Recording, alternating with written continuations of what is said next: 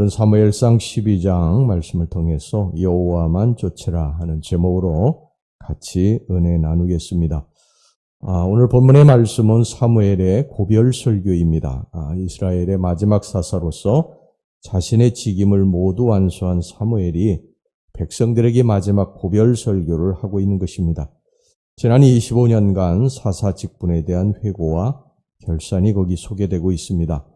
마지막 사사의 활동을 접으며 이스라엘 백성들에게 하는 설교는 비장함마저 느끼게 하는데 오늘 이 설교의 내용이 무엇인가 좀 살펴보기로 하겠습니다. 첫 번째, 과거의 은혜를 기억하라는 것입니다. 사무엘의 설교는 먼저 과거에 베푸신 하나님의 은혜를 회상하는 일로부터 시작이 됐습니다.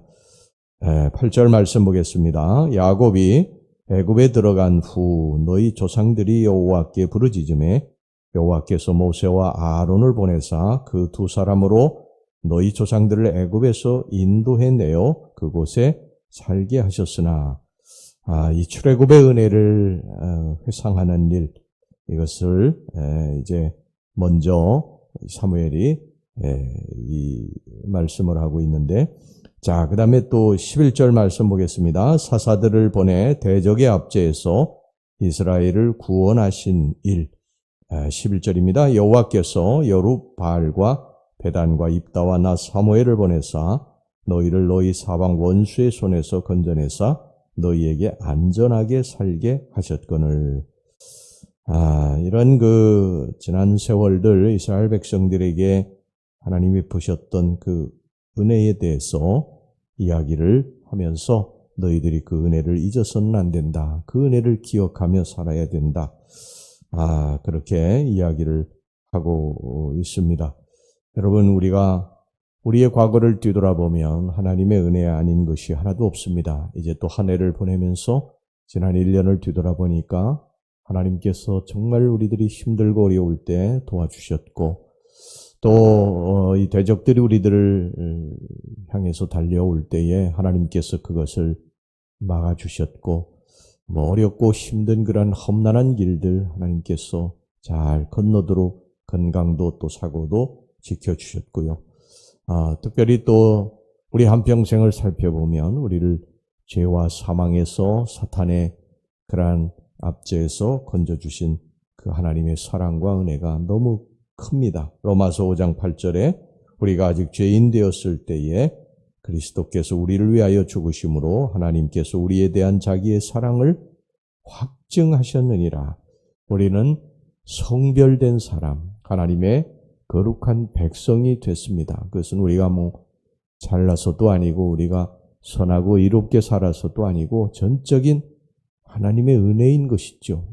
그래서 우리의 생명록이 하늘나라에 기록이 되어 있다. 그리고 우리들이 살아가는 동안에 이 광야 같은 인생에서 하나님이 우리를 여기까지 도와주셨다. 이것에 대해서 우리는 늘 하나님 앞에 감사하고 살아야 될 것입니다.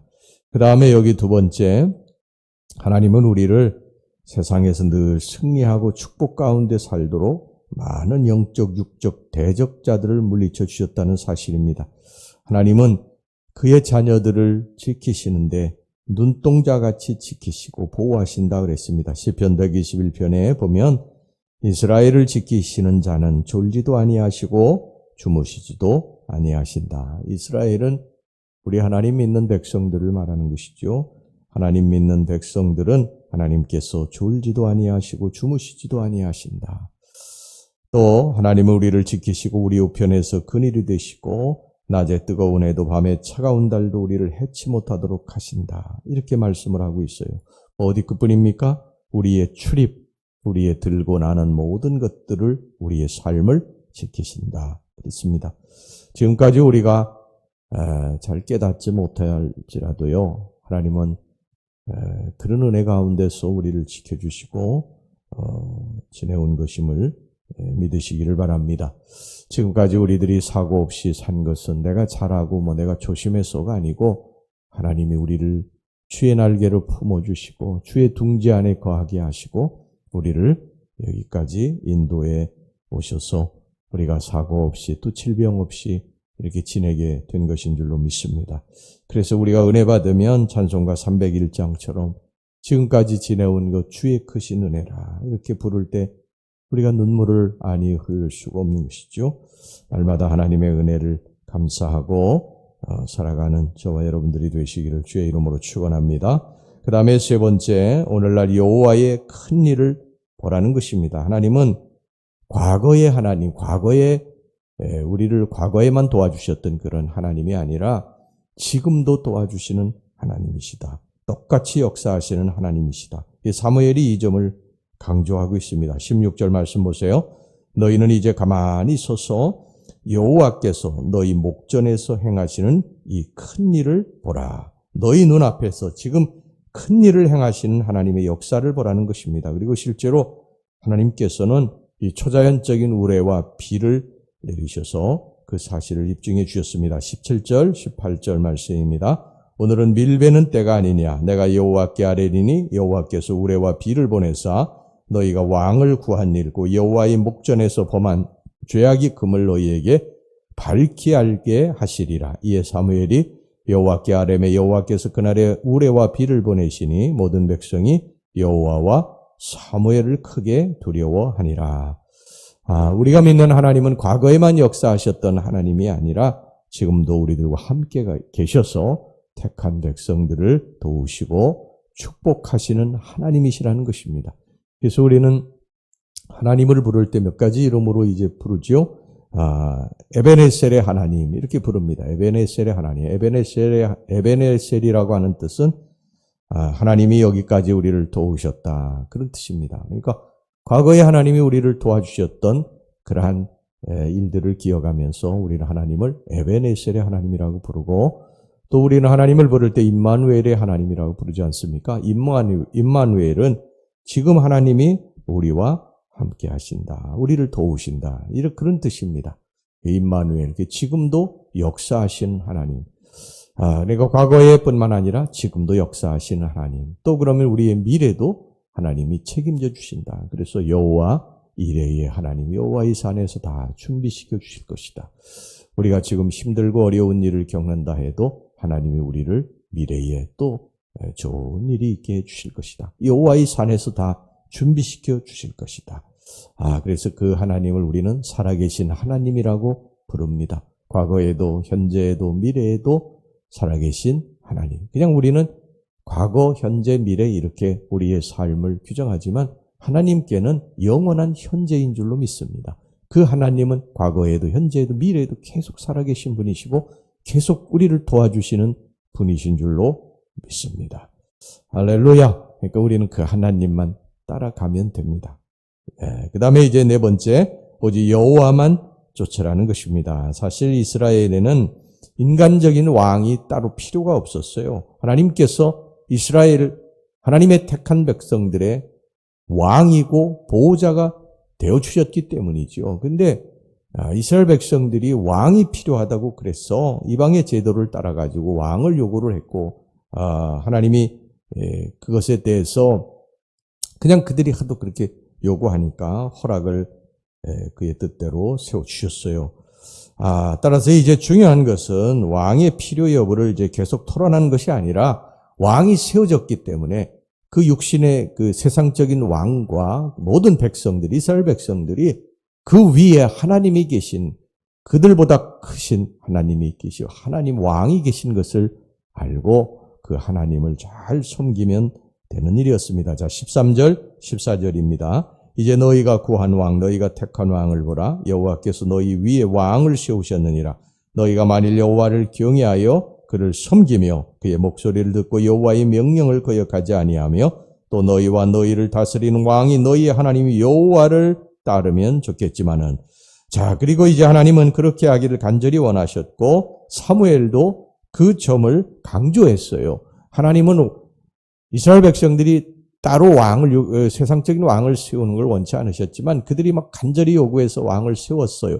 그러면 그 왕과 이제 이스라엘 백성들이 하나님을 왕으로 섬기고 살아야 된다는 것입니다.